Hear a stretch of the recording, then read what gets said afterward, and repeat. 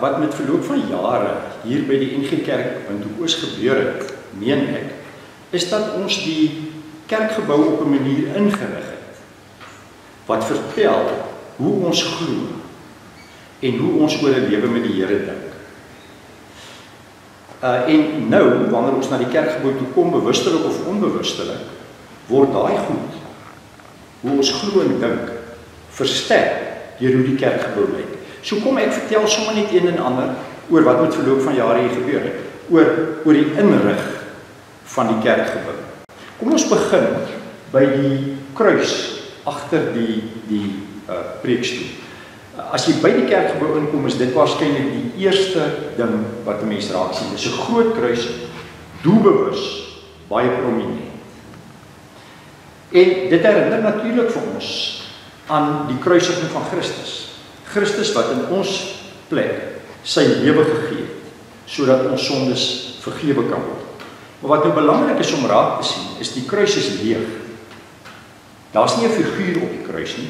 So die kruis praat nie net van dood en kruisiging. Dit praat ook van opstanding. Die feit dat die kruis leeg is. So die kruis herinner vir ons die hele tyd daaraan dat die Here sy lewe gegee het in ons plek, sonde weggevat het en in die plek daarvan nuwe lewe gegee het. En so gebeur dit elke keer as ons by die kerkgebou inkom, bewustelik of onbewustelik, word dit oor ons lewens gesê of in ons lewens ingeskryf. Kruisiging en opstanding. Soos nou, as ek net sommer na die groot kers, waarvan ons praat as die Christuskers, daarna kan verwys. Die Christuskers, wat tydens alle eredienste brand, vertel eintlik ook iets daarvan. Vertel dat hierdie Christus, die Here, wat gekruisig is en uit die dood opgestaan, dat ons lewe by sy lig. En daarom brand die Christuskers tydens alle eredienste, en wanneer ons kerse aansteek, tydens eredienste, dan steek ons dit normaalweg ook by die Christuskers aan, as 'n belydenis daarvan, ons lewe by die lig van hierdie Christus. Hy is ons Here. Maar kyk nou net bietjie na 'n ander ding. As jy nou by die kerkgebou sou inkom, dan sien jy nou die baie prominente kruis, maar wat ook baie prominent is die preekstoel. Preekstoel is nie vir my 'n lekker woord nie, maar die preekstoel. En die preekstoel is opvallend groot ook. En daar sê rede voor. Hy's in die middel, voor 'n mens kan hom nie mis nie. Wat die simboliese betekenis daarvan is, vir ons is die woord en die woorde van God van sleutelbelang. Dis in die middel, dis sentraal. God stel hom deur sy woorde aan ons bekend. Want ons het hier by Windhoek het ons al met verloop van jare geleer, dat uiteindelik gaan dit in die Bybel, nie maar net oor interessante inligting, gaan in die Bybel ook nie oor ons verandering nie. Uiteindelik gaan dit in die Bybel oor God, wat hom aan ons openbaar, en hy openbaar hom aan ons, in en deur Jesus, vir wie ons leer ken, deur die skrifte. So, die Bybel sentraal, selfs al staan ons nie op die preekstoel, wanneer tydens eredienste nie, wanneer die erediens gelei word nie, vertel hierdie preekstoel van die woord wat sentraal is. Daarom is hy ook in die middel. Dan, as ons nou 'n bietjie na die kant toe gaan, kom ons by die doopbak.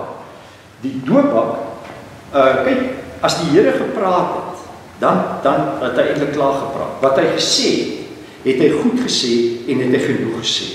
Maar ons sukkel om net met die woorde te lewe.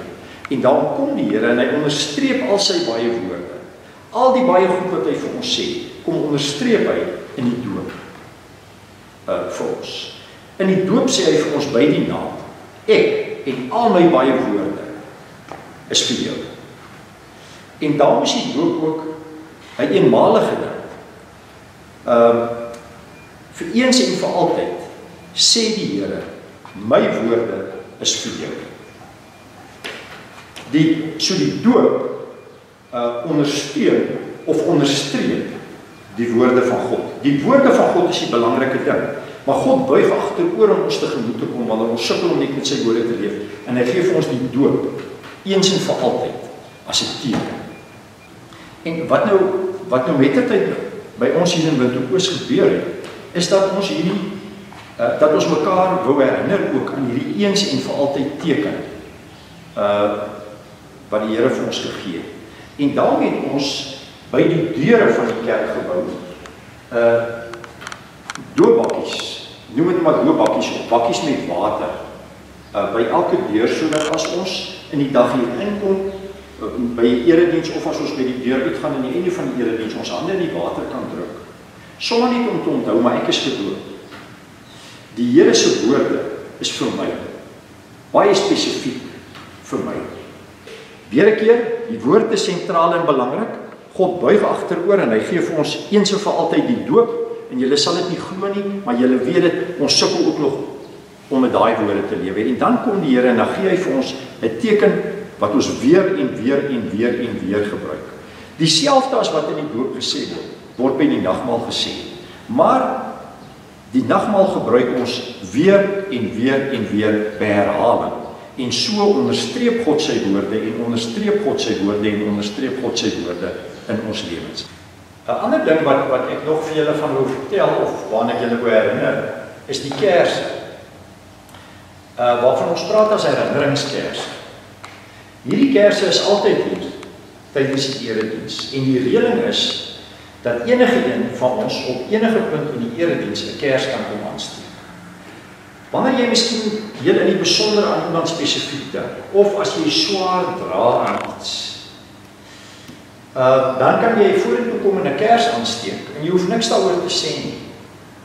Ons glo, wanneer jy 'n kers kom aansteek, dan deel almal van ons op 'n manier en hoe jy op daai oomblik voel. Dit raak gedeelde vreugde en dit raak gedeelde swaar. Sommige net iets anders wat ook met verloop van tyd by ons gebeur het. As jy nou na daai deel van die voorkant van die kerkgebou kyk, jy kan eintlik nie by die kerkgebou inkom sonder om ook die musiekinstrumente te sien.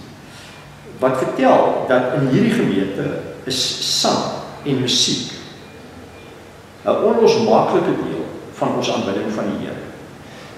En dit sien jy ook al aan hoe die kerkgebou ingerig is. Maar as jy nou opkyk, reg oor die kruis, staan daar, ons leef God se liefde. Waarvan ons glo, dat as ons roeping, die roeping wat die Here vir ons het, probeer saamvat, dan sê ons dit so. Die God wat hom aan ons verbind het, wat ons lief het, wat op hoeveel maniere al sy beloftes aan ons gegee het, hy roep ons om sy liefde, die liefde wat hy aan ons bewys het, om daai liefde uit te leef. En ons glo dat ons veral daai liefde uitleef, gestalte gee aan daai liefde, deur 6 gewoontes in te oefen. En hierdie gewoontes, deur 'n lang proses het ons dit uitgekuier. Ons glo dat dit gewoontes van Jesus is, wat hy vir ons gee. En hoe meer hierdie gewoontes ons gewoontes word, hoe meer leef ons God se liefde en hoe meer leer mense ook die Here deur ons ken. Die 6 gewoontes is die voor elke gewoonte gekoppel aan 'n kleur, sommer net om vir ons te help om beter te onthou. Die interessante ding van die gewoontes, en dit is iets wat al gaande in die lewe van die gemeente gebeur het. Die gewoontes is in Afrikaans en in Engels elke keer. Want ons het agtergekom, hier kom ook mense na die gemeente toe, raak deel van die gemeente, mense wat nie regtig Afrikaans praat, of so vaardig is met Afrikaans nie. En ons het al gaande geleer, ons is uiteindelik meer in hierdie land waar ons nou bly, is ons meer as net 'n Afrikaanse kerk. Kerk van Christus het ook ruimte vir mense wat ander tale praat. En die rede hoekom ons dit in Engels het, is omdat die amptelike taal van Namibië Engels is. Ons het nou ook om ons te help met die uitoefening van die gewoontes, het ons op die banke in die kerkgebou, het ons kussings met dieselfde kleure, of met in die gewoonte kleure, met die gedagte, as jy nou op 'n Sondag hier kom en jy sit op 'n bepaalde kussing of by 'n bepaalde kussing, dan in die week wat daarop volg, oefen jy spesifiek daai gewoonte. Maar as jy nou na die kerkgebou kyk met al die kussings, dan is daar iets vrolik in. Daar's iets vrolik in al die baie kleure. En iets wat ons nou nie so beplan het nie, maar wat die argitek dalk beplan het, of die mense wat die eerste keer die kerkgebou gebou het. Die kerkgebou is lig te hou. Is eintlik 'n vrolike kerkgebou as 'n mens, jy weet, as 'n mens daaroor dink. Iets anders wat ek dink die meeste van ons nie eers meer oplet nie, maar wat tog in ons onderkoppe ons herinner aan ons verbintenis met ons vennootgemeente, die VG Kerk Soweto by Roenlo, is hierdie potte. Roenlo is in die Kavango en hierdie is kunswerke uit die Kavango, artikels wat hulle daar maak en hulle het by geleentheid toe hulle by ons kom kuier het hulle vir ons die kruike saamgebring. En as dit hier staan, dan vertel dit ook die storie van ons verbintenis met hulle. Een keer 'n maand, dan steek ons ook 'n kers aan vir die gemeente by Soweto en bid ons ook in die besonder vir hulle. En die kers staan normaalweg op die nagmaaltafel. Nou kyk nou net uit dit wat ek nou al gesê het, vir julle gesê, kyk nou maar net, as jy nou weer by die kerkgebou instap, hoeveel vertel die kerkgebou nie, van hoe ons glo en hoe ons dink nie. En nou weer 'n keer, wanneer ek by die kerkgebou inkom, dan vorm die kerkgebou vir my, as ek hier weggaan, om so verder ook te dink. En nou het ek nog niks gesê oor die kanselkleed wat byvoorbeeld hier aan nie. Daar's 'n kanselkleed vir elke tyd in die kerkjaar. Maar kom ons praat by 'n volgende geleentheid oor die kerkjaar en die betekenis van die kerkjaar.